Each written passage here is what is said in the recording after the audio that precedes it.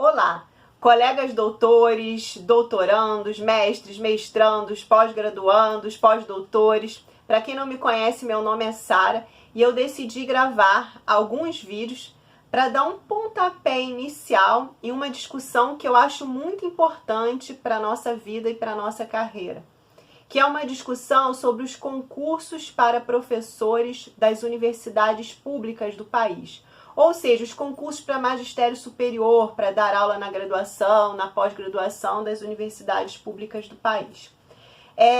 Eu terminei meu doutorado em 2016, venho tentando alguns processos seletivos, alguns concursos. Até antes de terminar o doutorado eu fui tentando e tive experiências muito ruins. Venho conversando também com alguns colegas e os relatos são bem tristes. Então, devido a isso, eu decidi gravar esses vídeos e, assim, são vídeos para iniciar uma discussão, uma reflexão, tá? Eu sei que alguns vão concordar com o que eu vou dizer e alguns não vão concordar, mas eu acho que essa discussão tem que existir. Fiquei pensando, gente, não é possível, tá todo mundo vendo, tá todo mundo reclamando, e ninguém faz nada, o barco continua andando, né? Então, dos processos seletivos que eu tentei, dos modelos que eu vi, eu cheguei às seguintes conclusões. Há 3 conclusões tristes e que eu quero mostrar para vocês os argumentos de cada conclusão dessa. A primeira conclusão que eu cheguei é a de que os concursos para professores das universidades públicas do país não são democráticos, são concursos que não são democráticos, definitivamente, tá? E eu vou dar os meus argumentos. A segunda conclusão é de que esses concursos são preconceituosos, e eu vou dar os meus argumentos aqui também. E a terceira é que esses concursos, eles são vulneráveis, eles são passíveis de manipulação. Bom, quando eu digo que eu concluí de que esses concursos não são democráticos, né? Os meus argumentos são o seguinte. Para o mesmo professor, para o mesmo tipo de professor, por exemplo, professor de paleontologia, são abertos diversos editais, sei lá, da UFRJ, por exemplo, da Universidade Federal do Pará, Federal do Tocantins. Estou pegando exemplos aleatórios, né? Abrem esses editais diferentes para diferentes universidades federais, que eu não vejo o menor sentido, é união, né? Tudo é o país, é federal, deveria ser um edital só no meu ponto de vista. E quando isso acontece, esses editais diferentes são abertos, as pessoas têm que viajar, né, para poder fazer os concursos. Então você vai para o Tocantins, você vai para São Paulo, você vai para, sei lá, para o Maranhão, vamos dizer assim, para vários lugares diferentes, né? E geralmente esses concursos ocorrem durante a semana. Eles começam num domingo e vai rolando a semana inteira, e às vezes até 2, 3 semanas. E aí eu pergunto para vocês, quem tem grana para estar fazendo esses concursos? Então, o poder aquisitivo é muito decisivo nesses concursos. Porque para você viajar, você tem que pagar avião, você tem que pagar ônibus, uma hospedagem, num hotel que tem um mínimo de infraestrutura, como internet para você estudar, etc. E isso requer grana, não é? E nem todo mundo tem essa grana, a grande maioria não tem essa grana. E aí, como é que fica? Isso é democrático? Isso não é democrático, tá? A democracia, a gente pressupõe que ela o quê? Quer dar uma igualdade. A democracia, ela prega uma condição de igualdade. E essa diferença de ter grana ou não entendeu? Não pode ser um item que acarrete a exclusão de algum possível candidato. E quem trabalha? Quem trabalha vai poder dizer lá para o seu chefe, para o seu diretor, que vai faltar 1 semana ou 2 semanas para fazer o concurso, porque o concurso não ocorre domingo. Às vezes, uma prova só teórica ocorre domingo, mas as outras não ocorrem no domingo, ocorre durante a semana. E aí, você vai dizer o que pro seu chefe? Se você for de um cargo público, até vai, que você às vezes consegue negociar, de repor. Agora, no privado, dificilmente você consegue essa negociação, tá? Então, não é democrático, definitivamente. Se vocês olharem outros concursos, os outros concursos ocorrem geralmente no domingo. No domingo, porque as pessoas que trabalham podem tentar e etc. Então, eu acho que isso é um ponto importante. Eu acho que esses argumentos que eu mostrei aqui de quem trabalha e de quem não tem grana são argumentos fortes para dizer que os concursos hoje para magistério superior nas universidades públicas não são democráticos, tá? Os federais que poderiam acontecer em um edital único, tá? Vou até falar num outro vídeo sobre uma ideia, uma sugestão que eu tenho para que esses concursos sejam mais democráticos, transparentes, etc. Bom, a segunda conclusão que eu cheguei, como eu disse para vocês, é que esses concursos são preconceituosos. São sim. Se vocês olharem lá, vocês vão ver que nos baremas em geral, quem publica mais, tá? Tem, sim, um grande diferencial, tá certo? De pessoas que não publicam tanto, mas que estão trabalhando, por exemplo. Vamos imaginar um engenheiro com doutorado, que, sei lá, tenha 1, 2 artigos, 3, sei lá, e foi trabalhar numa grande empresa, foi gerente, foi diretor de uma grande empresa e ele queira tentar. E um outro que nem nunca trabalhou e tem, sei lá, 10, 20, 30 artigos publicados. Com certeza, esse de 10, 20, 30 artigos tem uma vantagem, sim. É muito diferente essa comparação. Há uma vantagem para quem publica mais, tá? E aí vocês vão dizer, mas você tá falando o quê? Que não tem que publicar? Você tá contra as publicações? Claro que não. As publicações são as máquinas que movem a ciência de jeito nenhum.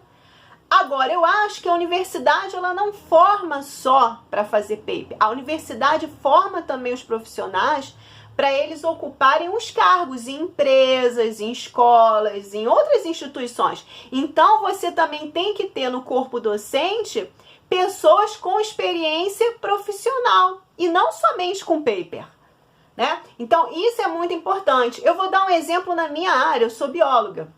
Existem alguns concursos para biologia, tipo zoologia, genética, às vezes, por exemplo, que eles não contam ponto para quem trabalhou na escola, na educação básica, quem trabalhou no ensino fundamental e médio, por exemplo. Eles não contam quem foi professor, né, de biologia em escolas, né, nessa etapa do ensino fundamental e médio.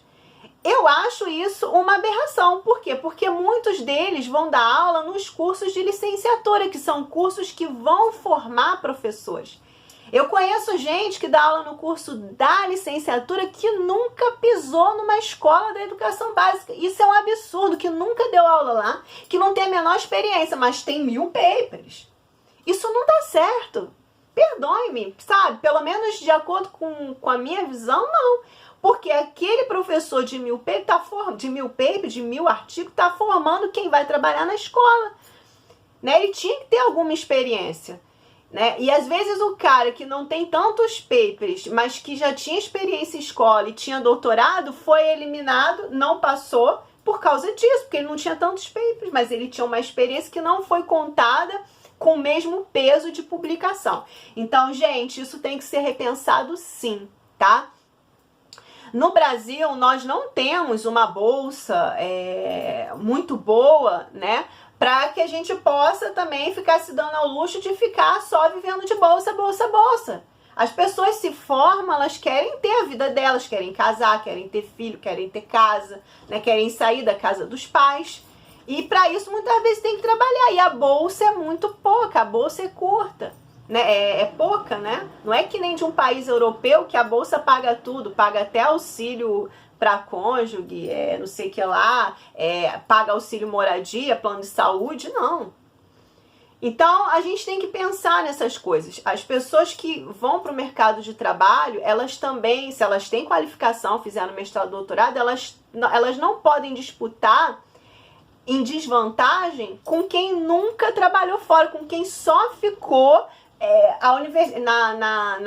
na universidade a vida inteira. Não, a disputa tem que ser igual, são opções que as pessoas fazem, né? E a universidade não forma só para paper, a universidade forma também para ocupar o mercado de trabalho. Tá? Esse é um ponto, acho que esses são argumentos que eu também acho que são argumentos sólidos para a minha conclusão de que os concursos são preconceituosos. Existe preconceito com quem ocupou o mercado de trabalho e não ficou produzindo tanto paper. Existe um preconceito disso.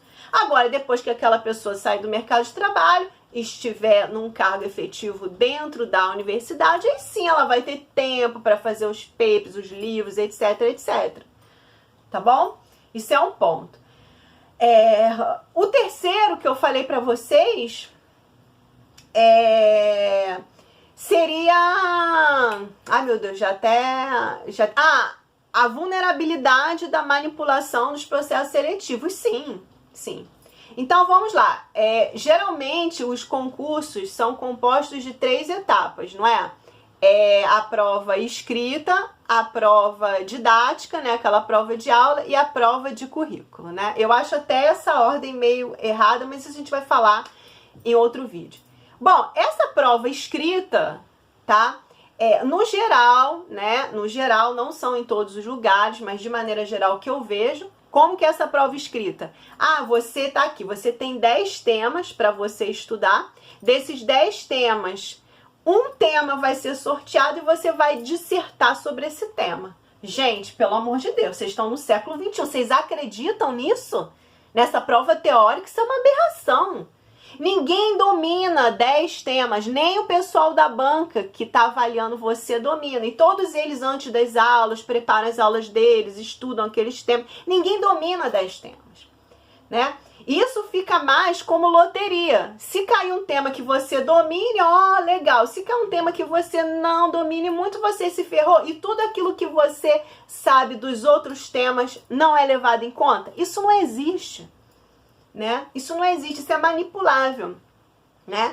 É manipulável no sentido até mesmo de disserte sobre o tema. Isso é muito subjetivo, né? Você precisa de questões e gabaritos transparentes. Alguns concursos já estão até fazendo isso, mas não são todos. A maioria aí ainda é esse sistema de disserte sobre o tema. E não vem com esse papo de leitura pública. Leitura pública não adianta nada, meu amor. Se a sua prova, você achar que ela foi boa e o pessoal daquela banca achar que foi ruim, não adianta. Você não tem como provar. Não é questão, não é gabarito ali transparente. E até com questões e gabaritos é difícil, hein? É difícil.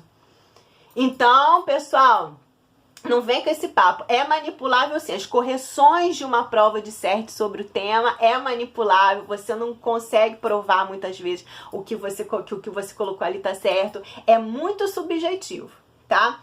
A outra etapa que eu acho também muito vulnerável à manipulação é a prova de aula. Você é contra a prova de aula? Claro que não, tem que ter a prova de aula. Mas ela não pode ter esse poder de eliminação e de pontuação muito alta, porque é vulnerável sim. Como é que você prova que você fez uma prova boa? Suponha que você cumpriu o tema, o tempo, tudinho, e eles vão lá e te dão uma nota 5, 6, sei lá. Como é que você prova isso judicialmente? Você não prova nunca. Eu sei porque eu já tive experiência, já botei concurso na justiça, e você não prova, você não consegue provar. Tá? E vamos falar aqui o verbo, a verdade. Se naquela banca tiver um desafeto do seu orientador, da sua orientadora, provavelmente vai te dar uma nota baixa, não vai querer você lá. Quantos relatos que eu já escutei sobre isso? Né? Então, a prova de aula ela tem que existir, mas jamais num caráter de eliminar e num caráter com uma pontuação muito alta que diferencie muito um candidato do outro. Por quê? Porque é uma etapa que é vulnerável à manipulação, sim. Será que as pessoas não estão vendo, gente? Por por favor. É claro que se você tiver uma pessoa que seja muito ruim oralmente, o que é até difícil, as pessoas terminam mestrado, doutorado, já são pessoas que têm uma certa oralidade e tal. Mas enfim, se for uma pessoa muito ruim, uma muito boa, realmente você vai conseguir ver a diferença. Agora, se for, se for duas pessoas ali muito boas, como é que é isso?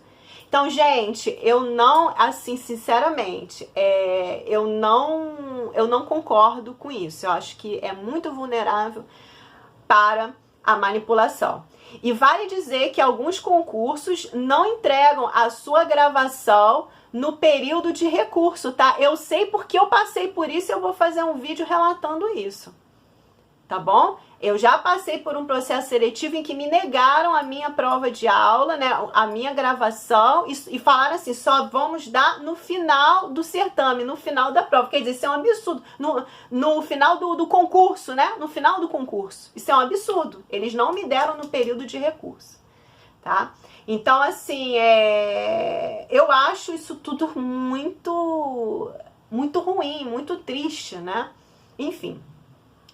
Bom, pessoal, esses são os meus 3 argumentos para dizer que os concursos nas universidades públicas, de acordo com a minha reflexão, não são democráticos, são preconceituosos e são vulneráveis, passíveis de manipulação, tá? Esses são os meus argumentos nessa reflexão, tá bom?